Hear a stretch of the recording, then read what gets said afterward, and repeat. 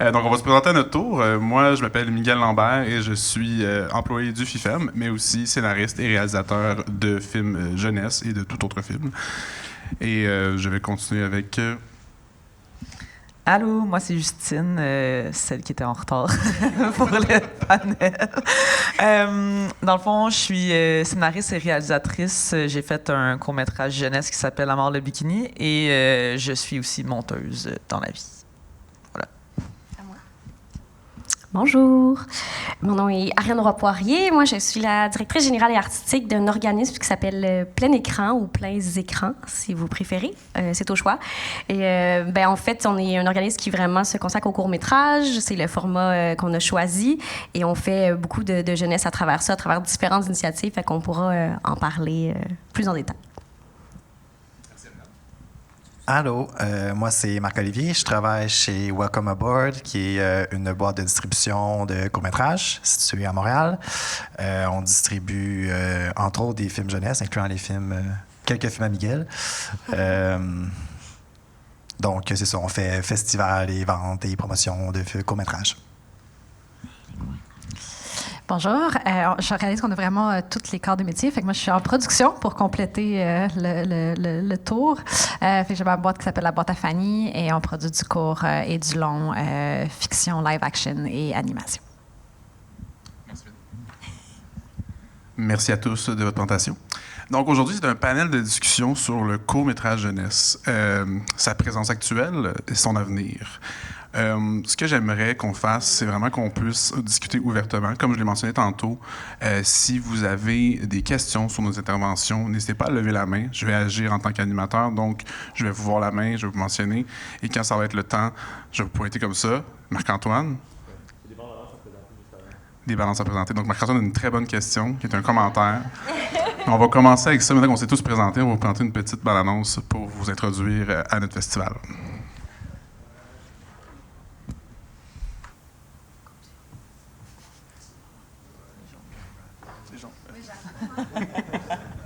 Tu veux-tu qu'on applaudisse ou quelque chose? Moi, je fais ça quand il y a des silences dans les événements.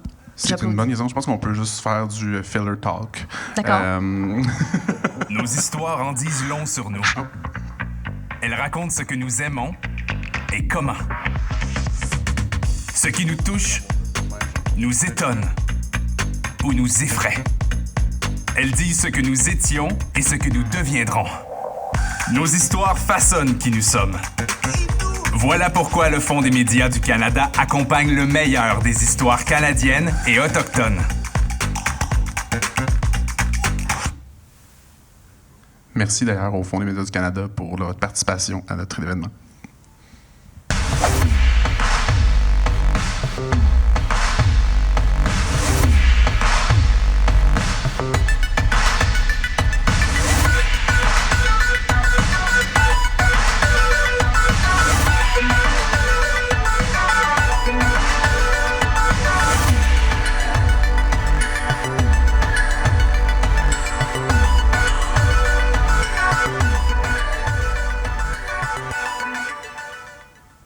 Merci pour ça. Donc, on va commencer maintenant la discussion. On va commencer à froid un peu, là, mais en fait, non, je vais vous faire une petite introduction. Le court-métrage jeunesse, c'est quelque chose qui, en soi, est une bébite. Parce que souvent, on a la discussion que, c'est ça, c'est le court-métrage en soi n'est pas nécessairement aussi valorisé qu'un long-métrage. Et cette facette-là se retrouve aussi avec le jeunesse. Donc, un court-métrage jeunesse, ça serait comme le sous-genre, selon certaines opinions. Mais si on est ici aujourd'hui, je pense qu'on est tous pas d'accord avec ça. Donc, j'aimerais ça lancer cette discussion-là autour de pourquoi faire un film jeunesse. Et Justine, si ça te va, j'aimerais te lancer la POC en premier. J'aimerais ça que tu nous parles en premier de ton film que tu as fait, À mort le bikini. Ouais. Tu m'as mentionné au début que c'était pas un film que tu as identifié comme un film jeunesse à la base. Donc, j'aimerais juste savoir ton parcours avec cette idée-là. Ben, c'est drôle parce que justement, moi-même, j'avais cette idée intériorisée que le film jeunesse était moins cool ou je sais pas comment dire, mais je sais que quand j'ai écrit À mort le bikini, je l'ai juste écrit parce que j'avais envie de raconter cette histoire-là qui était proche de moi. Tu sais, un premier film, ben, souvent on parle de quelque chose qui est proche de nous. Puis la première a été à regard dans la section jeunesse. Puis là, j'étais bien déçue de ne pas être en compétition officielle. Puis je l'ai comme un peu boudé au début, mon plaisir d'être en festival juste à cause qu'il y avait la section jeunesse. Faut dire aussi que j'étais déçue juste parce qu'à regard, les films jeunesse sont le dimanche quand tout le monde est scrap et parti. Fait que j'avais l'impression de faire moins partie de la gang, mettons. Mais finalement, il a bien fallu que j'embrasse ça parce que, je veux dire, il y a 5 enfants dans le film, puis ça tourne autour d'un enfant. Donc, c'était bien un film jeunesse. Puis en plus, moi, en tant qu'adulte, j'adore les films pour enfants. Comme j'ai vu, il y a 2-3 Noël, Coco Ferme, puis je pleurais, puis j'ai trop aimé ça. Bref, toute ma vie, j'ai aimé les films jeunesse. Fait que c'était un peu ridicule de ma part. Aussi... En fait, je pense que ce qui a été beau à travers Amour le bikini, puis dans ce que je voulais faire, c'est que c'est venu vraiment toucher les jeunes de plein d'âges différents. Puis selon les âges, les enfants réagissaient de façon différente au film et selon aussi leur sexe, là, fille ou gars. Est-ce que faudrait que je parle peut-être un peu du film? C'est sur une petite fille qui refuse de mettre un haut de bikini, donc c'est très féministe. Puis ça parle des genres. Puis à regard, il y a une bénévole qui a entendu un petit garçon dire moi aussi j'aimerais ça porter un haut de bikini, puis il l'avait comme pris de l'autre bord. Fait que tu sais, c'était vraiment à partir de ce moment-là que j'ai vraiment fait c'est vraiment vraiment le fun d'être dans ces catégories-là. Puis de plus en plus, j'ai une réflexion sur le fait que tu sais, la culture québécoise, on en parle, il y a beaucoup moins. On a peur que les jeunes la consomment pas, puis un jour, ça va devenir des adultes qui vont plus en consommer. Donc, je pense que j'ai plus une conscience maintenant que justement de viser les jeunes, puis de les accrocher à notre culture dès un très jeune âge. C'est essentiel parce que moi, avec mes parents, j'écoutais de la télé québécoise, des films québécois, puis c'est naturel pour moi d'aller vers le contenu québécois. Donc voilà, je me suis un peu étalée. Non, c'était parfait. Merci Justine, c'était une parfaite introduction au court-métrage jeunesse. Je vais faire le pont avec ça justement, à l'idée de justement comme à la base de créer un film qui se vaut comme un film jeunesse, mais c'était pas son intention nécessairement de faire un film jeunesse dès le départ. Puis, c'est une des raisons pourquoi aussi j'ai invité Fanny à participer à ce panel. On a parlé de la différence aussi entre un film jeunesse et un film avec des enfants. Puis, j'aimerais ça faire le lien avec ça parce que, justement, ton film a des enfants dedans, mais à la base, tu le concept pas nécessairement jeunesse. Donc, qu'est-ce qui différencie vraiment un film avec des enfants d'un film jeunesse? Fanny, de la boîte à Fanny, a fait un film qui m'a beaucoup marqué. On a parlé tantôt, Bernard Legrand, et d'autres films jeunesse aussi, qui ne sont pas nécessairement d'être vus comme des films jeunesse. Alors, je ne sais pas si tu voudrais nous en parler davantage. Vraiment comme toi, en fait, Justine, on a découvert que c'était des films jeunesse par des sélections en festival. Parce que je pense qu'il y a une liberté aussi que j'adore du court-métrage, qui est qu'on n'a pas besoin vraiment de mettre de label sur un court-métrage. C'est on fait le court pour le plaisir du court, puis on n'est pas sous les mêmes paradigmes tenus aux mêmes obligations, disons, de oui, mais à qui exactement je m'adresse, parce qu'on sait que de toute façon, c'est un marché qui est tellement spécifique que c'est vraiment l'idée, c'est d'avoir la voix du réalisateur, puis c'est ça qui prime dans un court-métrage, beaucoup plus qu'un questionnement sur quel est le public cible ou quoi que ce soit. Fait que je pense que comme producteur aussi, on laisse vraiment aller ce côté-là en faisant, c'est ça que tu as envie de raconter, parfait, on va le soutenir puis on va le pousser. Et donc, par les sélections en festival ou par certaines ventes qui nous disent, ce serait pour ma rubrique jeunesse, ou mon network jeunesse, on a découvert que certains projets qu'on avait portés qui s'adressaient finalement aux jeunes, mais qui, nous, étaient tout le temps un petit peu irrévérencieux, un petit peu...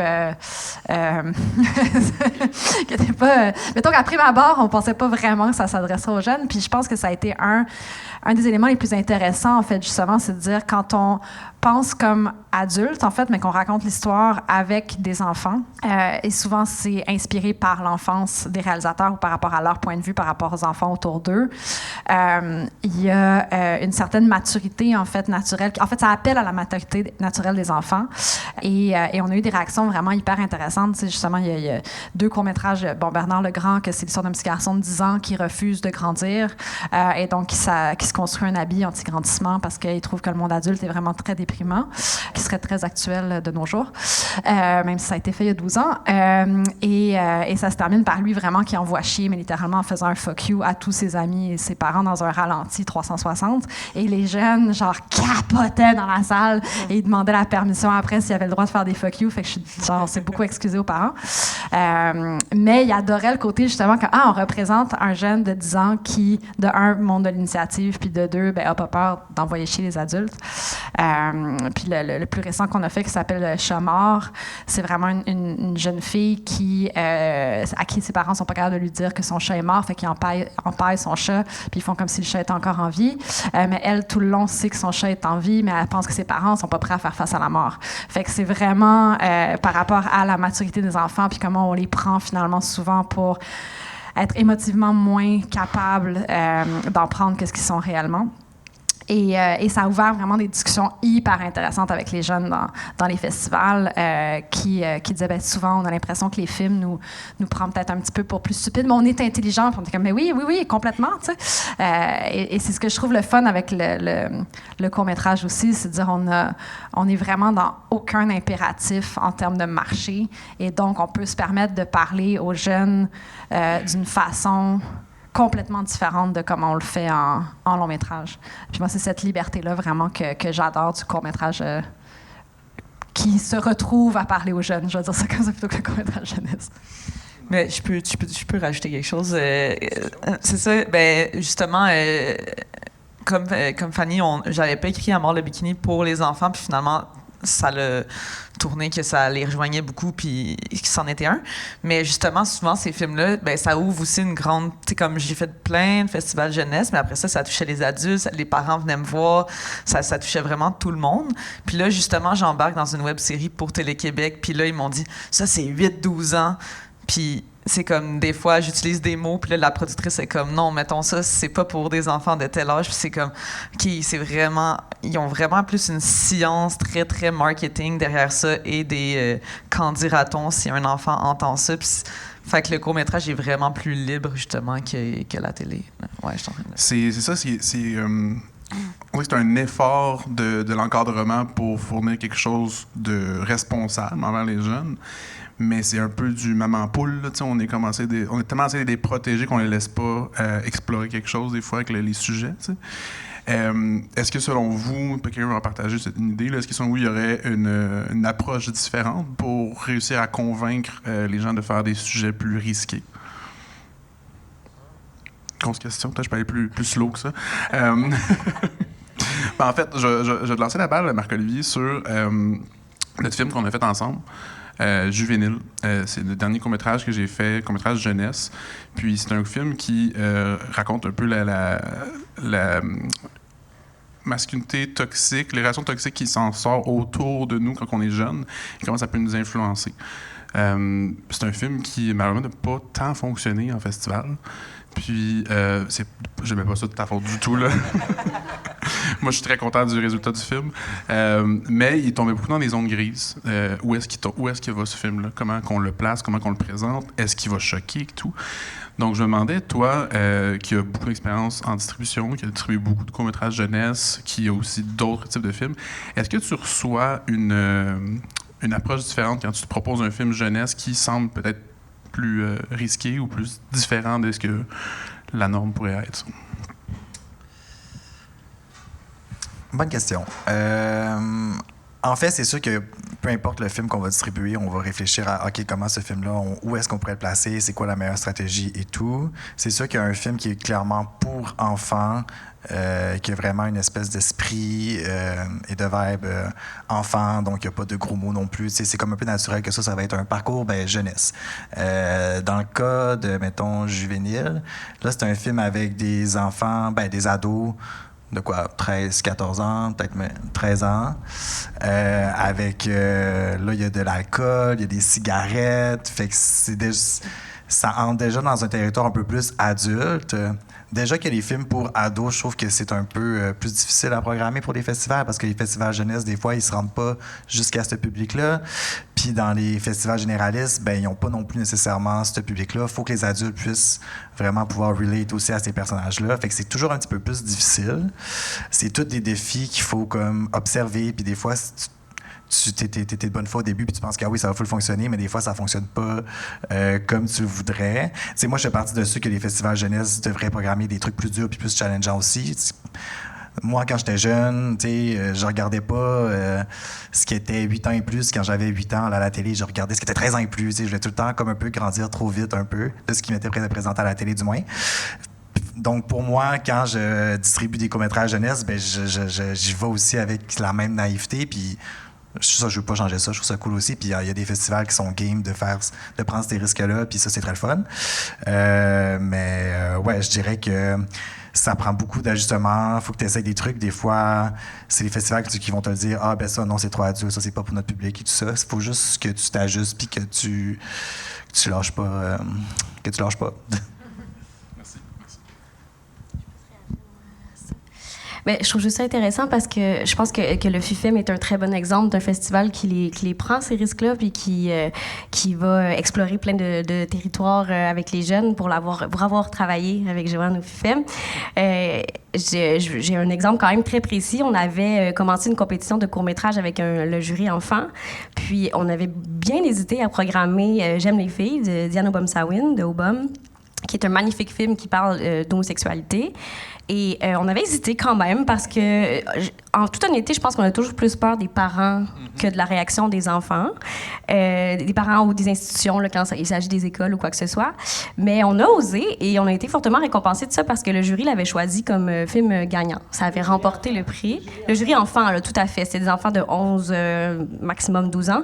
Et que ça nous avait vraiment impressionné, mais en même temps, ça nous rassurait, je pense, qu'il y a peut-être une question aussi de faire un peu plus confiance aux enfants, mais pour ça, il faut en parler, il faut que ce soit une discussion, qu'on peut aller explorer plein de thèmes, puis le faire de façon intelligente. Puis je pense que ce qui est bien, c'est que dans des événements comme le FUFEM, ou quand on va dans les classes, par exemple, nous, avec Plein Écran, puis le FUFEM le fait aussi, c'est qu'il y a un encadrement. Je pense que la clé, elle est là.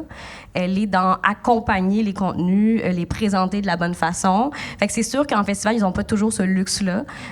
Quand on présente un long programme de court-métrage jeunesse, on n'a pas toujours le luxe d'accompagner chaque film, t'sais. Fait que ça peut faire en sorte, je pense, qu'on est plus frileux, mais l'idée, c'est vraiment de faire confiance aux jeunes parce qu'ils peuvent tellement nous amener des perspectives nouvelles puis comprendre plus de choses qu'on pense généralement, tu sais. Non, absolument. Par exemple, moi, j'ai justement mon film juvénile, je l'ai fait lire par des jeunes avant de le réaliser pour avoir leurs commentaires. Et puis, toutes les subtilités du film, toutes les complexités de leur relation toxique ont ressorti à travers différents regards. Certaines personnes trouvaient que certains personnages étaient plus toxiques que d'autres. D'autres pensaient que c'était la faute de l'un. Mais toutes les perspectives que j'ai essayé de mettre dans le film sont ressorties seulement par des regards différents. Puis pour moi, ça veut dire que c'est justement ça, c'est que oui, il y a des jeunes qui sont prêts à avoir du contenu plus avancé pour eux, d'autres moins. Donc là, notre responsabilité en tant que créateur, créatrice, d'offrir quelque chose. Tu veux ajouter? Juste faire du pouce, je pense qu'on vit dans une époque assez hypocrite, dans le fond, parce que, tu sais, tu parles de jeunes de 11-12 ans, on s'entend, la moitié, ils ont un cellulaire, la moitié sont sur TikTok, la moitié, ils ont vu des affaires pas mal plus intenses que n'importe quel court-métrage qu'on peut leur présenter. Puis je trouve que je pense qu'il y a encore, on est comme dans une espèce d'époque de transition où on est encore encadré dans un contexte très, justement, institutionnel, comme tu disais, où il y a un côté où on se voile un peu les yeux en faisant comme, non, c'est ça, non, pas mon enfant, il n'a pas été exposé à ça, c'est sûr que non. Puis peut-être que si, justement, pour rester pertinent, puis qu'il fasse un geste envers la culture québécoise, puis qu'on réussisse à les garder dans des futurs consommateurs d'images intelligentes. Je pense qu'il y a aussi vraiment un accompagnement à faire sur, en effet, puis Plein Écran, vous êtes super fort là-dedans, sur faire, ben oui, on va parler des sujets que vous voyez, on va pas se leurrer, on sait que vous avez ces sujets-là autour de vous, on sait que vous êtes exposé à beaucoup de matières où vous n'avez pas de contexte et où il n'y a pas un regard de cinéaste derrière non plus qu'il y a un message à vous passer. Fait que je pense que plus on est intelligent dans le contenu qu'on leur amène, plus on ose s'inscrire dans une actualité de ce qu'ils vivent, plus on les hook et socialement et émotivement et de façon culturelle. Puis je pense que la clé pour moi est vraiment là. Puis quand tu disais comment est-ce qu'on fait pour faire passer des sujets plus difficiles auprès des gens en charge, bien, je pense que l'accompagnement, c'est vraiment la clé.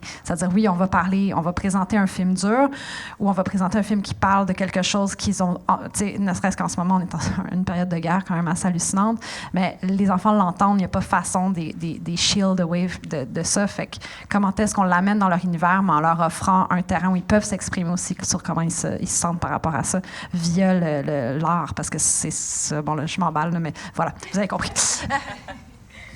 Non, mais c'est super. Comme j'adore ça comme commentaire parce que c'est quelque chose que je voulais qu'on parle aussi par rapport au festival, la distribution et aussi la réalisation des prochains projets. Comment qu'on met ça en place, tu sais, un système où qu'on peut offrir une évolution au sujet qu'on offre aux enfants, mais en créant un safe space, tu sais. Puis ça, je demande ça à tout le monde, en fait. Si jamais vous avez des idées aussi, on brainstorm en ce moment pour la révolution du court-métrage jeunesse. Parce que c'est ça, je pense que c'est ce qui est difficile aussi, c'est de... en travaillant en partenariat avec des écoles en ce moment, on offre le FIFEM une projection de court-métrage jeunesse gratuite au cinéma du Parc, en grand nombre. Mais juste ça, il y a eu des freins, tu sais, comme c'est des films jeunesse, c'est gratuit, puis le monde était comme un peu peur, tu sais, il comprenait pas où la pogne, tu sais. Fait que comment qu'on arrive à déployer un système qu'on peut justement laisser la chance à l'inconnu de se développer, une nouvelle chose. C'est des questions en l'air que je lance, j'ai pas nécessairement de réponse. Fait que si vous en avez, levez la main, sinon je passe à autre chose. Ça va juste faire réfléchir. Mais moi, j'aimerais ça aussi faire suite avec Ariane. Tu parlais des projections justement scolaires. Ça, c'en est une initiative que je trouve qui fonctionne dans cette idée-là. Est-ce que tu pourrais nous en parler un peu plus? Bien oui, tout à fait.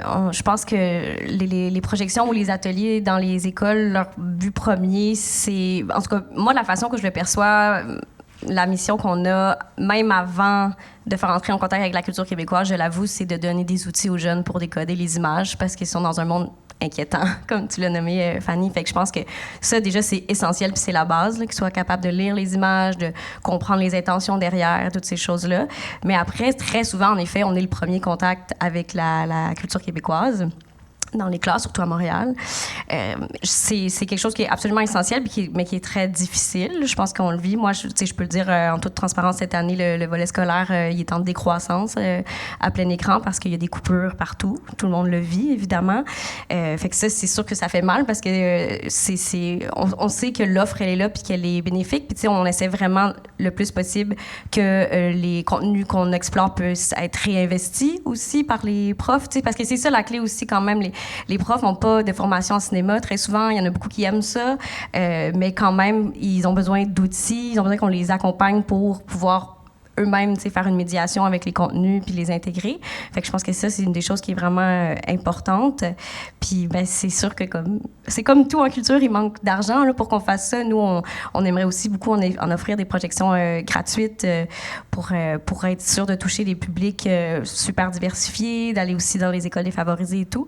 Mais il manque cruellement de fonds pour faire ça. Parce que moi, je suis assez convaincue que le premier contact est vraiment efficace parce que c'est bon ce qu'on fait. Le court-métrage québécois est bon. Il y a vraiment une façon intelligente de l'explorer. Pour l'avoir fait beaucoup, pour avoir vu des jeunes réagir au film, vraiment, pour moi, c'est sûr que ça fonctionne. Mais il faut se rendre. Fait qu'on a besoin d'un petit coup de main au niveau financier, assurément. Et pourtant, on a quand même de plus en plus de bourses et de choses que je vois apparaître, moi, dans mes algorithmes sur les fonds jeunesse. Donc, on sent qu'il y a un intérêt des gens de développer plus de contenu jeunesse, même si on perd nos chaînes de télévision consacrées à la jeunesse pour une migration complète sur Internet. Je sais pas, Justine, tu t'enlignes justement avec un nouveau projet jeunesse. Est-ce que tu voudrais nous en parler de comment ça se développe? Oui, mais avant, on dirait que la question était grosse avant, là, très grande. Là, par rapport à... mais non, c'est pas grave. De créer un safe space, mais de faire venir les gens et tout. Puis en tout cas, c'est un gros sujet. J'avais cette discussion-là avec des amis, mais aussi... ça part de la base de la famille puis des parents. Tu sais, j'ai l'impression que les profs se butent tellement à des parents hyper contrôlants. Puis là, ils doivent choisir pour 30 personnes dans leur classe qu'est-ce qu'ils peuvent leur montrer. Puis chaque parent a une opinion différente de où leur enfant devrait être rendu. Puis en même temps, ils laissent à l'école le soin d'éduquer. En tout cas, je trouve ça hyper complexe comme question parce qu'à la base, je trouve ça vraiment dommage qu'on doive laisser aux institutions l'éducation de nos enfants culturellement. C'est quelque chose que tu devrais grandir avec ça. En tout cas, c'est un gros take, là, mais tu sais, je veux dire... Parfait, j'adore ça. C'est une grosse question, hot take. Ah, ben oui, Ouais. tout le monde est ouvert à participer. Pas Hein, panéliste, mais je peux quand même. Je pense que poursuivre un peu dans votre discussion et surtout ce qu'Ariane a dit, la difficulté avec les adultes, mais aussi quand au FIFEM on essaye de présenter des programmes de court-métrage de fiction. C'est pas populaire. Ça marche pas, c'est pas sexy, je sais pas, là, tu sais, le documentaire encore moins. Fait que de ce côté-là aussi, je pense qu'il y a une question de les rendre attractifs, trouver une plateforme. Bien, je sais qu'il y a quelques années, il y avait dans tous les cinémas de Montréal, ou à peu près, il y avait un court-métrage avant le long-métrage, quel qu'il soit. Je me souviens plus pourquoi c'est arrêté, mais tu sais, ça, déjà, c'est une initiative qui aurait pu être intéressante. Mais là, le problème, vous allez continuer à en parler, là, où est-ce qu'on les trouve, puis pas juste jeunesse, mais en tout cas, les jeunesses aussi, c'est pour les familles. Merci. Merci, Joanne, de ton intervention. Mais moi, j'avais mon premier court-métrage qui avait été au Beaubien avant un film français, puis je capotais. C'est tellement excitant. C'est tellement Moi, le fun. j'ai vraiment espéré avoir ça, puis ça s'est terminé avant que ça arrive. Fait que je me suis dit, je vais faire du long-métrage aussi. Tu sais, on va faire les deux. Présenter un cours avant mon long. Mais pour ce qui s'en vient du prochain projet, fait que là, la question c'est comment ça va? Ou... Ben c'est ça, c'est un peu. Oui, comment ça va? Est-ce que tu vas bien? Non, mais tu sais, tu parlais justement de la formule. La formule jeunesse. Puis, on a justement des gens dans la salle qui sont à la fois en cinéma, d'autres aussi en télévision. Puis, on a souvent l'impression qu'on sépare ces deux mondes-là avec une raison en soi. C'est quand même deux mondes différents. Mais ça reste qu'on offre du contenu. C'est juste la façon de l'offrir qui change. Est-ce que c'est ça? Je sors la différence. Tu as fait un court-métrage. Quand on a dit, tu fais une série télé. Oui. Bien, aussi, je scénarise la web-série. Premièrement, c'est Trio Orange qui sont venus me chercher. Ils ont vu Amour le bikini, puis ils ont dit tu peux nous offrir un concept de web-série dans ce style-là, on embarquerait. Fait que déjà, là, je pars avec l'espèce de côté punk du film qu'ils ont beaucoup aimé. Donc, moi, je me suis mis à écrire sans me censurer, mais aussi avec une amie. Donc, je co-scénarise. Donc, c'est plus comme moi, je me censure pas. Puis après, quand c'est envoyé, ils sont comme « Ah, OK, peut-être que ce mot-là, on va pas l'utiliser. » Mais pas tant que ça. Ils sont quand même... je pense qu'avec Télé-Québec, on a quand même une grande liberté. Puis ils ont quand même un souci qu'on prenne pas les enfants pour des idiots parce que des fois, on essaie de parler. Je pense que j'ai une certaine facilité avec les dialogues, mais mon langage d'ado n'est plus le langage d'ado. Fait que là, ils sont comme peut-être tu devrais freiner les yo. Puis je suis comme ah ouais, je me sens juste comme une grosse boomer. Fait que bref, on a quand même des directions, mais tu sais, ils sont pas comme c'est trop cru, mais quelques affaires, là, mais c'est pas si pire.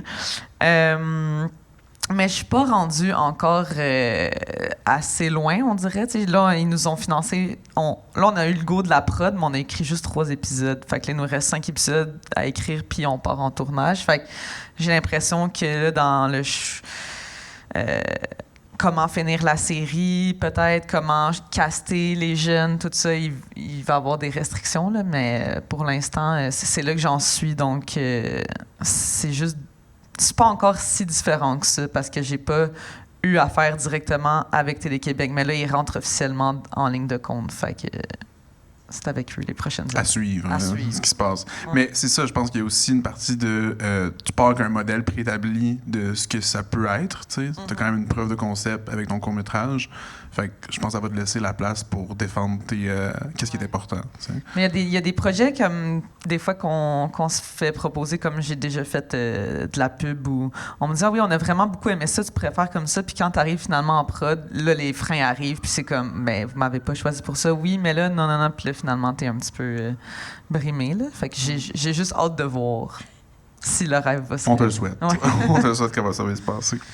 J'aimerais ça suivre avec toi, Marc-Olivier, sur la place justement du court-métrage jeunesse dans la distribution. Je vais amener un bon point tantôt en expliquant, en parlant du où trouve-t-on ces courts-métrages et tout. Là, Ariane aussi, tu es concernant cette discussion de la distribution de la place du court-métrage. Avant d'amener dans cette discussion de où est-ce qu'on trouve le court-métrage, les plateformes et tout, moi, je me souviens, j'ai vécu la même expérience que toi avec mon court-métrage Le Roi est mort, qui avait été sélectionné à Regard. Puis une personne, je dirais pas un ami, parce que c'était un peu méchant ce qu'il m'a dit, il m'avait juste dit ah ouais, t'as été sélectionné parce que c'est un film jeunesse, t'sais. T'es pas en compétition officielle, puis c'était pas. Ça valait pas le prestige du reste, t'sais. Puis parce que mon film était court. T'sais. Fait que là, moi, j'étais bien déçu. Dans un festival de court-métrage, c'est normal que ton film soit court. Mais il était comment? Ton film, il est très court, fait que c'est pour ça qu'il a été pris. C'est facile de plugger. Il était juste méchant, là, c'est pas... ben, c'est ça, juste une personne. Fait que, rien qui j'étudiais. Je dirais pas de nom, là, ça me tente pas de rentrer là-dedans. Mais, non, mais c'est ça. Puis ça m'avait blessé, tu sais, parce que moi, j'aime beaucoup ce film-là. Puis, merci, Ariane. Fait que j'étais allé voir la programmatrice du festival, puis j'étais comme, est-ce que vous l'avez pris par pitié, tu sais? C'est parce qu'il est court, c'est quoi, ça? Puis elle m'avait tellement rassuré, elle avait juste dit, tu sais, on reçoit comme 3000 films par année, tu sais. Il y en a des courts, puis il y en a plein des bons, tu sais. Fait que si on a pris le tien, c'est parce qu'il est bon, tu sais. Puis là, je dis pas ça pour vanter mes films, là, c'est vraiment pas ça que j'essaie de faire, là. C'est juste l'idée de... Moi, à ce moment-là, je m'étais mis à me juger d'avoir fait comme un film jeunesse.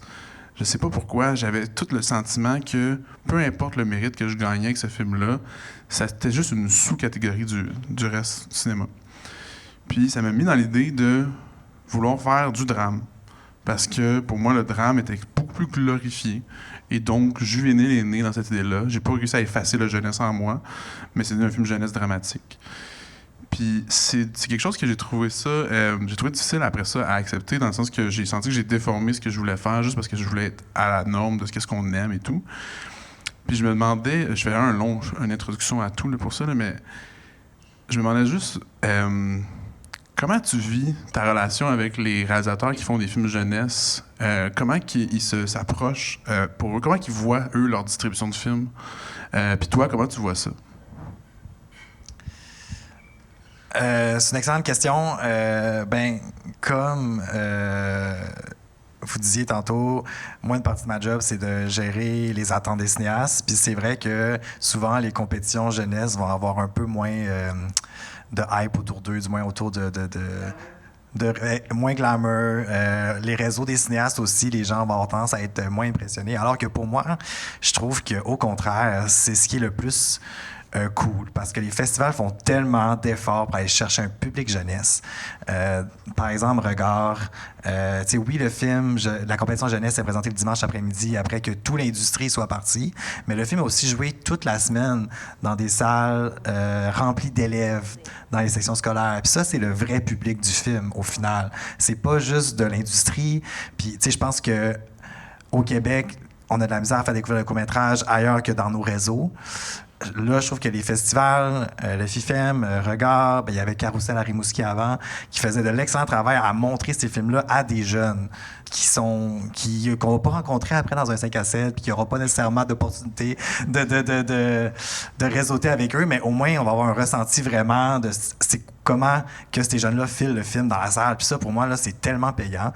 Donc oui, il y a des gens qui sont tout le temps un peu déçus après ça de se rendre compte que, OK, mon film, peut-être qu'il fonctionne pas aussi bien dans les festivals que j'imaginais, mais il va vraiment aller toucher un public. Puis pour moi, ça, c'est vraiment super. Après ça, au-delà du festival, il y a quelques films qui vont se trouver une place sur des chaînes télé ou sur des plateformes, mais honnêtement, pas assez à mon goût. Je trouve que à ce niveau-là, j'ai l'impression que tout le monde un peu se lance un peu la balle de comment faire découvrir le court-métrage jeunesse et autres. Là. Mais il faudrait que nos chaînes télé prennent des courts-métrages. Je veux dire, Radio-Canada, pas Téléfilm, Télé-Québec, merci. Programme des petites émissions de 10-15 minutes le matin pour les enfants. Pourquoi il n'y aurait pas des courts-métrages québécois là-dedans, Oui, comme ça, que les enfants pourraient voir très jeunes. Il y en a assez du court-métrage jeunesse là, pour que ça... Exactement, là. après ça, les parents sont aussi exposés à ça, puis ils se disent « OK, mon enfant aime ça, je pourrais lui en montrer plus, où est-ce que je peux en voir plus, en a-tu sur telle plateforme? » Tu sais, je pense qu'à tous les niveaux, il y a moyen de se faire, mais j'ai l'impression que dès qu'il y a une initiative à un certain niveau, ben, ça lâche un autre palier. Donc, s'il y a pas... On finance des courts-métrages SODEC, des courts-métrages jeunesse à la SODEC, au CAC, pour attirer la jeunesse, mais après ça, à les autres paliers, on récupère pas ces films-là. Fait que le cercle de la boucle ne se boucle pas. Fait que exactement. Alors que, tu sais, c'est tout notre argent aussi qui finance ça. Donc, il faudrait être en mesure de les retrouver quelque part, tu sais. On peut en retrouver sur UniTV, sur Télé-Québec, sur Radio-Canada. Il y en a quand même un petit peu, là, oui. Mais il pourrait en avoir plus. On en veut plus. Fait que c'est ça. Donc, c'est quand même... c'est vrai que le parcours jeunesse est un peu mal aimé, mais je trouve qu'il est tellement important. Puis c'est ces jeunes-là, après ça, que s'ils aiment assez ton film, ils vont peut-être, une fois qu'ils vont être adultes, ils vont continuer à suivre aussi, tu sais. Mais bon, je sais pas si ça répond à la question. Ce que je trouve hyper intéressant aussi, puis qu'on fait un peu moins au Québec, et qui serait intéressant même dans les équipes de genre Télé-Québec et compagnie, c'est d'avoir des jeunes impliqués dans la sélection, donc en acquisition. Tu sais, comme par exemple, même dans les festivals, d'impliquer des jeunes dans la sélection des courts-métrages. Tu disais tantôt, Jeanne, c'est tough de faire une sélection de cours parce que personne vient, mais si c'est une gang de 12 jeunes qu'ils ont choisis, crois-moi qu'ils vont vouloir que tous leurs amis viennent les voir au FIFEM parce que c'est eux qu'ils ont choisi. Fait quelque chose moi, toute ma réflexion de, OK, on prend pas les jeunes pour des cons, mais il y a aussi, OK, mais on les implique dans le processus, pas juste comme consommateurs, mais comme décideurs. De dire, on ne prend pas pour acquis qu'on sait ce que tu aimes, on prend pas pour acquis qu'on sait qu'est-ce qui va te parler puis qu'est-ce qui résonne avec ta réalité, parce que je la connais pas, ta réalité. Je serai jamais un enfant de 11 ans en 2026, même si j'essaie très fort. Fait que toi, comment tu reçois ça? T'sais, fait que de rendre le jeune plus actif dans tout le processus, pour moi aussi, est une clé pour qu'il y ait un intérêt grandissant dans tout ça. Absolument, Fanny. Puis je tiens à mentionner, moi, cette année, je suis, me prends un autre FIFEM, mais je suis responsable du jury enfant. Puis je suis complètement ébloui par ces enfants qui ont une opinion tellement forte sur tous les films. Ils s'impliquent, ils veulent être là, ils demandent des meetings de jury, ils veulent plus de ça. Puis c'est leurs parents qui sont comme, ben, tu sais, on a un souper tantôt, puis je les comprends, là, tu sais, c'est leur vie, puis tout, là, tu sais. Mais je trouve ça beau, tu sais, de voir quand on laisse les jeunes, comme tu dis, s'impliquer dans le processus, pas juste être l'audience, mais vraiment réfléchir à pourquoi, puis qu'est-ce qu'on veut, puis c'est ça, je pense, qui nous manque aussi dans le processus de faire du film de court-métrage jeunesse, c'est d'inclure les jeunes dès le départ. Ben oui, certain. Je voudrais juste rebondir un petit peu là-dessus. C'est pas juste le court-métrage, si vous me permettez d'élargir un peu, là. C'est que le film jeunesse au Québec et au Canada, c'est pas considéré glamour ou sexy par les professionnels. Moi, je voyage dans d'autres festivals à travers le monde et je vois des films de nos réalisateurs québécois qui sont contents d'être invités à l'étranger. Mais quand le film est à Montréal, ils sont loin du film. C'est comme non, là, tu sais. Et ça, malheureusement, ça nuit de manière générale, court ou long métrage. Et ça, c'est un travail qu'on doit faire aussi. Pour nous, le FIFEM, c'est de faire le pont avec ces gens-là. Mais de un, il faudrait qu'ils viennent voir les films. Et ça, c'est assez extraordinaire parce que, et Ariane, tu peux en témoigner, quand on avait des films québécois, on leur offrait des billets pour d'autres films. Aucun intérêt. Tu sais, eux autres, c'est leur film bidatique. Et ça, c'est dommage parce que, tu sais, on développe les jeunes, mais les autres, ça les intéresse pas. Et ça, pour moi, c'est vraiment un problème en quelque part. Parce qu'il y a les profs, souvent aussi, quand on travaille dans les écoles, des profs qui n'ont pas nécessairement une culture cinématographique non plus. Donc, est-ce qu'il faut faire de la formation des professeurs avant de faire des ateliers dans les écoles? Tu sais, à un moment donné, il y a un partage des responsabilités. Mais dans d'autres pays où le cinéma familial, le cinéma jeunesse est très fort, c'est les meilleurs réalisateurs qui font ces films-là avec les plus grands acteurs. Ils ont les mêmes budgets de promotion, de marketing. Alors qu'ici, c'est encore, malheureusement, pas pensé et considéré. Pensez glamour, C'est ça, parce que moi, je le vois souvent, et je ne nommerai pas, mais il y a des films présentement, quand on les invite à l'étranger, ils sont bien contents de faire partie des jurys, des choses comme ça, mais quand ils les invitent à Montréal, ça les intéresse pas. Et ça fait longtemps que je vis ça, et je pense qu'il faudrait adresser ce problème-là un jour ou l'autre, si on veut vraiment développer ça. Absolument. Puis, je tiens à faire justement cette promotion-là du FIFEM en ce moment. Les films sont écœurants. Ils sont vraiment bons. Moi, j'ai pleuré à chaque film. Fait que,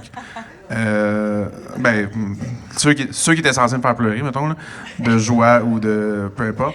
Mais je vous le dis parce que c'est important de valoriser ça. T'sais. On oublie. Moi, c'est ça que j'aime du cinéma jeunesse. Honnêtement, l'affaire du cinéma jeunesse que j'aime le plus, c'est que c'est le cinéma qui rejoint tout le monde. On a tous un enfant en nous, puis on l'oublie. Puis il faut nous le ressortir, il faut le revoir. Puis ces moments-là, ces films-là nous aident avec ça. Moi, je veux dire, c'est ça que j'aime, ça nous connecte, tu sais. Puis là, je suis en train de me perdre tout seul dans mon affaire, là, mais... oui. Combien de fois on m'a demandé c'est quoi un bon film pour enfants? C'est un bon film, point. C'est les mêmes critères, tu sais. Alors, ça rejoint tout le monde. C'est pas juste notre enfant en nous, là. C'est aussi notre adulte en nous. Je voulais dire de quoi? Je pense aussi que tout le glamour, pour les cinéastes, toute cette affaire-là que jeunesse pas glamour, peut-être que si, mettons, par exemple, à Regard, ils le font des fois, mais tu sais, ils l'ont fait avec Simo ou des films très limite adultes, enfants, mais de mettre des films plus jeunesse dans les compétitions officielles, tout en gardant la compétition jeunesse, là, ils le font, mais des fois, on se tape aussi des drames vraiment, vraiment plates, alors que le film vraiment d'enfant qui ferait plaisir à tout le monde n'est pas là. Mais genre, c'est vrai, à Space, à bord le bikini, il y avait juste des adultes. Là, le monde était venu pour une compétition qui s'appelait Sexe, puis Bikini était dedans. Mais le monde a gueulé leur vie, c'était malade, tu sais. Fait que, tu sais, je sais qu'il plaisait à tous, le film, mais on le confine à juste pour des enfants. Alors, puis il y a eu un super beau trajet partout dans le monde, dans toutes les catégories de festivals. Fait que, mais ce que je veux dire, c'est que des fois aussi, justement, tout le monde aime bien ça les regarder, mais finalement, on en parle moins parce que c'est moins cool, tu sais, mais... Puis je suis allée avec Amor le bikini. Je sais pas s'il y a un truc comme ça qui se fait à Montréal ou au Canada, mais je suis allée au Japon dans une compétition faite par style Radio-Canada, mais au Japon, là, genre leur télédiffuseur public. Puis ils font comme une semaine sur des contenus éducatifs. Fait que ça peut être des films, des séries télé, de toutes les catégories d'âge, puis il y a 4 catégories, le très petit, primaire, secondaire, puis il y a une autre catégorie qui s'appelle Long Life Learning, puis là, c'est adulte, là, mais... Puis c'est quand même du monde de partout dans le monde qui viennent voir là, ce qui se fait de meilleur au monde en éducation. My God, je me mets sur un pied, c'est pas ça. Mais en tout cas, vous comprenez. Puis, tu sais, je veux dire, il y a du monde du Kyrgyzstan, il y a du monde de... Puis, tu sais, j'ai vu des... J'étais comme, allez voir que je vais écouter un film pour bébé, le 0-3 ans, là, c'était vraiment bon. C'était vraiment bien fait. Puis je suis comme, tu sais, eux, là, ils mettent... Hey, j'ai rencontré la princesse impériale du Japon, là. Ils s'intéressent à ça. Tu sais, ils viennent voir, c'était à grand déploiement. Puis je suis comme, si on mettait nous-mêmes, en tant que société, cette importance-là sur le contenu éducatif, peut-être qu'en tant que cinéaste, on serait pas gêné d'y participer. Hein, ah oui, non, c'est ça. Faudrait faire venir Charles. Puis, tu sais, je suis allée en Suède aussi, où c'est juste du contenu jeunesse. Le festival, il t'invite en grand. Les prix sont énormes. C'est fou. C'est fou l'accueil où... Bref, il y en a beaucoup là, dans le monde des festivals juste jeunesse qui sont hyper glamour, mais comme gros déploiement. C'est vraiment fun. Que tu te sens pas comme une sous-catégorie, justement. Ouais, non, c'est ça. Mais tu sais, il y aura toujours un enjeu avec les catégories ou les cases. Puis je pense que c'est quelque chose qu'on essaie à plein écran de briser un peu parce qu'on a la chance, comme on fait de la diffusion principalement en ligne, on a comme la chance de proposer les films de la façon dont ils ont été réfléchis, c'est-à-dire pas en programme. Donc, les films seuls pour eux-mêmes, tu sais.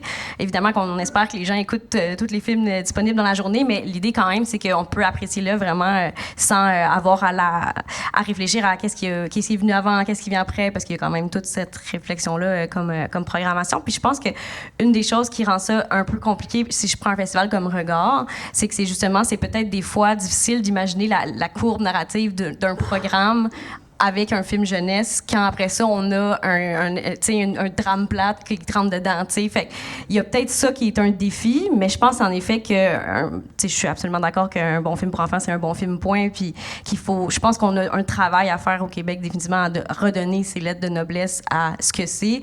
Il y a comme une volonté de repartir les comptes pour tous. Je pense que c'est super aussi, parce que ça le dit, là, c'est pour tous. C'est pas un truc qui se fait juste pour les enfants, c'est, comme tu dis, pour créer des liens, puis parce que tout le monde a besoin aussi de un peu de plaisir, hein, surtout aujourd'hui. Puis les films qu'on dit pour enfants ont quand même tendance à aller plus dans le plaisir, puis à faire un peu plus de bien. Puis je pense que il faut ça. Mais en effet, il y a une culture qui doit suivre pour soutenir tout ça. J'ai une question qui tue à tout le monde. Comment doit finir un film pour enfants? Comme le cinéaste a envie que ça finisse. Oh, intéressant. Non, mais je me suis fait poser la question une fois. Puis, est-ce que... parce qu'on parlait tantôt de responsabilité, d'éducation et tout. Parce que l'idée non plus, quand on parle de tout ça, là, c'est pas nécessairement d'éliminer le contenu pour enfants divertissant, ludique et juste comme éducatif pur, tu sais. Qui est adapté à leur âge selon les concepts et tout, mais c'est de trouver cet équilibre-là où on offre du contenu différent, tu sais. Puis, c'est ça, tu sais, je me suis posé la question, comment devrait finir un film pour enfants selon toi, tu sais, puis en fait, est-ce que ça devrait toujours finir bien? C'est ça ma question pour vous. Qu'est-ce que vous en pensez? Je veux dire, Justine, comme cinéaste, je pense que tu vas pouvoir te prononcer, mais moi, je pense pas, là, pas du tout, qu'il y a un impératif que ça finisse bien, mais c'est sûr qu'il faut faire attention. Puis ça, je pense que c'est le cas dans un film pour adultes aussi. Il faut faire attention à ce qu'on dit avec notre film. Là. Je veux dire, le film ne veut pas dire quelque chose. Puis je pense juste d'être prudent avec ça, encore plus quand on travaille avec des jeunes qui peuvent être peut-être plus influencés là, par le propos d'un film ou la lecture qu'ils vont en avoir, parce que c'est ça aussi, là, il y a une lecture qui se fait. Mais ça reviendrait à l'accompagnement, selon moi. Comme l'idéal, ce serait que le film peut finir n'importe comment, mais que le film est peut-être accompagné. Mais c'est pas toujours le cas. Mais comme cinéaste, je serais quand même curieuse d'entendre Justine là-dessus. Je viens juste... C'est juste que j'ai pensé à... tu sais, dans La guerre des tucs, le chien meurt. Puis on l'a tout vu très jeune, puis on est triste, mais... On adore ce film, c'est ça, mais je pense que ça veut pas dire que ça termine mal, que le message est mauvais, tu sais, puis justement, ça peut un peu dire aussi, voici les conséquences de tel acte ou de tel, sans que ce soit, t'as envie de... Ouais, c'est ça, oui. Oui, j'ai fini, c'est juste pour dire que je pense qu'il faut pas prendre les enfants.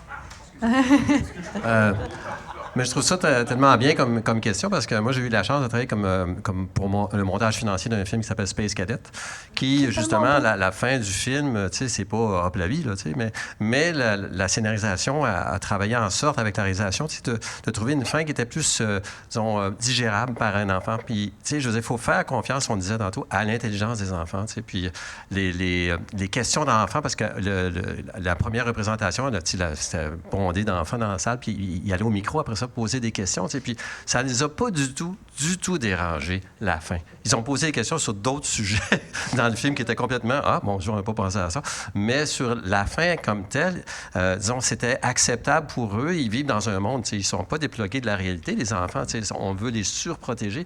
Mais ce que je trouve drôle, c'est qu'avant-hier, j'entendais une interview à la radio, que je ne dirais pas c'est qui, mais tu sais, qui parlait du film, il disait « Ouais, mais tu sais, c'est triste, tu sais, il meurt, puis tout ça. » Puis tu sais, je dis « Non, tu sais, je dis, t'es en train de descendre ma promotion, là, tu sais, je dis, ça n'a pas de sens. » Tu sais, je dis, de quelle opinion d'adulte que tu ne fais pas confiance? Est-ce que ça va plaire aux enfants? Ben oui, ça a plu aux enfants avant que tu arrives au monde toi-même, là. Tu sais, des fois, c'est fâchant. Mais non, je pense qu'effectivement, la bonne fin d'un film, c'est une question de scénarisation. C'est juste de faire une bonne histoire qui se finit d'une telle manière, mais de faire confiance à ton public, tu sais, c'est tout. Mais la nuance, je pense que j'apporterais, c'est que pour moi, quand on parle à un public jeunesse, puis là, au-delà du court-métrage, c'est qu'il y a une conscience que pour moi, il y a la fin narrative du film et il y a le message du film. Et que on s'adresse à des gens qui peuvent prendre le message du film et pas nécessairement avoir l'expérience de vie pour l'interpréter avec la même maturité qu'un adulte.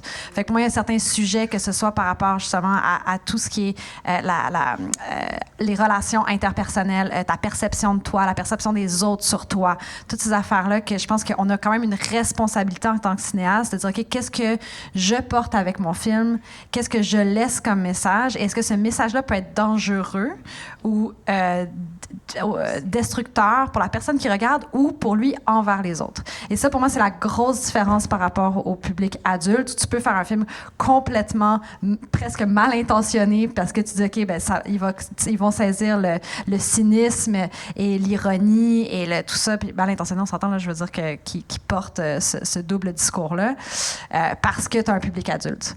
Mais avec le public enfant, je pense qu'il faut quand même faire attention parce qu'il n'y a pas nécessairement ce bagage-là. Mais je trouve ça intéressant aussi parce que, Fanny, je trouve que ça revient un peu à ce que tu disais tout à l'heure d'impliquer les jeunes. Parce que, mettons, moi, comme adulte, je me fais même pas confiance pour savoir ce qu'un jeune peut prendre ou pas. Parce que, puis vous l'avez sûrement fait, là, vous avez réécouté les films que vous aimiez vraiment quand vous étiez enfant. Vous êtes comme, mais voyons donc, c'est dark comme ça. Ça n'a pas de bon sens. Petit Pied, voyons, c'est rough, là, Petit Pied, là. C'est atroce. Mais comme, j'adorais ça quand j'étais petite, ce film-là. Fait qu'on dirait qu'il y a quelque chose qu'on perd, qu'en effet, je pense qu'il faut vraiment tendre l'oreille puis être attentif à ce que les jeunes sont capables de prendre et ont envie d'entendre, parce que je suis pas sûre qu'on peut se faire confiance en tant qu'adulte pour juger de... En fait, je suis certaine qu'on peut pas se faire confiance pour juger de ce qui leur convient, ce qui leur convient pas, tu sais. Mais moi, je me souviens qu'au FIFEM, souvent, on regardait la programmation, puis on était comme, bon, ben écoute, il y a 10 films, il y a 9 orphelins. Tu sais, c'est comme... C'est vraiment des tropes qu'on retrouve super souvent dans les films jeunesse, mais ils sont capables de le prendre, les jeunes, tu sais. Oui, on pense à Rémi sans famille. Je sais pas si vous savez cette Il y a pas de émission-là. famille. La chanson thématique, c'est « Je suis seul dans la vie, j'ai pas d'amis, j'ai pas de famille, je suis tout seul ». Je veux dire, c'est super tough. Puis c'est ça, c'est une émission pour enfants, pour ceux qui connaissent pas, allez voir. C'est très bon, très difficile, mais Colin, c'était ça, là, l'émission jeunesse, dans ce temps-là, tu sais. On confronte les gens, puis ça, c'est quelque chose que je trouve important, tu sais, je veux dire. C'est pas tout le monde qui a une vie facile, tu sais. Puis quand tu montres du contenu que tout le temps tout va bien pour la personne, puis son problème le plus gros c'est j'arrive pas à faire mon devoir, ben c'est correct. Il y en a qui c'est ça leur vie, mais il y en a aussi qui ont des vies très difficiles à la maison, puis qui ont besoin de se reconnaître quelque part, tu sais. Puis c'est aussi l'importance de ça. Mais je trouve que Fanny amène un excellent point aussi. C'est la responsabilité qu'on a à travers ce sujet-là, comment on l'aborde, comment on l'amène. Tu sais, on peut pas amener ça n'importe comment, montrer une situation difficile d'une vie de quelqu'un, puis dire ben apprends de ça ou reconnais-toi là-dedans. Non, il faut l'accompagner à travers ça. Ça, c'est la différence primordiale, c'est vrai, entre du cinéma jeunesse et du cinéma pour tous. J'allais dire aussi, moi, jeune, j'étais hyper anxieuse, qui est très, très, très anxieuse. Puis il y avait le show à la télé, Le Monde de Charlotte, où la petite, elle allait voir le psy souvent. Mes parents étaient comme, écoute ça. Genre, parce qu'elle avait full de questions. Puis, tu sais, puis comme j'avais pas des questions quand j'étais jeune, super naïve, là, j'avais des questions genre sur la mort ou des affaires de même. Puis, je veux dire, de l'anxiété, même de. J'avais des petits tocs, tu sais, des troubles obsessionnels. Puis c'est des trucs qu'on pense que c'est tough pour un enfant, mais c'est ça qu'on vit aussi, là, tu sais, la santé mentale, la perte d'un être cher, ça commence hyper jeune. Fait qu'il faut les traiter, ces affaires-là, comme... fait que je pense c'est ça, c'est tout le temps de la manière dont c'est fait. Mais c'est s'exposer aux situations, tu sais. C'est pas dire comme tu souffres de quelque chose nécessairement tout de suite, mais de savoir que ça existe pour que comme... Oui, puis même si tu le vis pas toi, si tu as un ami, tu peux apprendre à être un soutien pour quelqu'un d'autre ou à voir des indices de situation. L'empathie. L'empathie. On approche de la fin de la discussion tranquillement. Donc, on veut juste savoir si parmi vous, vous aurez des questions envers nous, peu importe. Sinon, on va continuer à jaser. Non? Personne? Oui? Parfait. Ah oui, ça, vous pouvez ajouter des commentaires aussi. Je vous remercie d'abord. Hein. Vous êtes super intéressant. Moi, j'ai travaillé à l'ONF pendant toute ma vie, donc j'ai distribué et produit des films et des courts-métrages jeunesse d'animation. Et je trouve à la fois, je trouve ça un petit peu inquiétant de voir que les questions qu'on se pose aujourd'hui sont les mêmes que celles qu'il y avait lorsque j'ai commencé il y a 35 ans. C'est les mêmes questions. Des cinéastes qui sont malheureux de voir leurs films présentés dans des festivals jeunesse parce qu'ils n'ont pas la reconnaissance de leur père dans des festivals de films pour adultes. Des parents qui s'offusquent alors qu'on présente des films qui, tout d'un coup, pour eux, sont doux, ne sont pas de l'âge de leurs enfants. Des auditoires que l'on cherche, des festivals qu'on voudrait plus nombreux. C'est toutes des réalités que j'ai connues puis qui, à vous entendre, subsistent encore. Mais il y a une chose, par contre, moi, que je constate, c'est que le cinéma jeunesse, que ce soit le court-métrage ou le long, il y a de la qualité qui se fait ici. Il y a de la qualité et vous êtes condamnés au succès. Et je pense qu'il y a eu des films qui ont marqué, des films indépendants. Puis là, je vais faire un lien avec le long-métrage d'animation, mais je pense à des films de Michel Oslo, Kirikou, qui est arrivé. Ces films-là sont arrivés sur nos écrans ici, alors que ce n'était pas les grands studios américains qui les avaient produits. C'était totalement autre chose. Et ces films-là ont connu des succès incroyables. Pourquoi? Parce qu'ils étaient de qualité, parce qu'ils racontaient des histoires qui touchaient l'universel. Et ce sont de beaux exemples. Et je pense que le Québec, et aujourd'hui, et même avant, avec les Contes pour tous, est capable de ça. Alors, vous êtes capable de ça. Mais moi, je pense que l'avenir est là. Vous êtes condamnés au succès.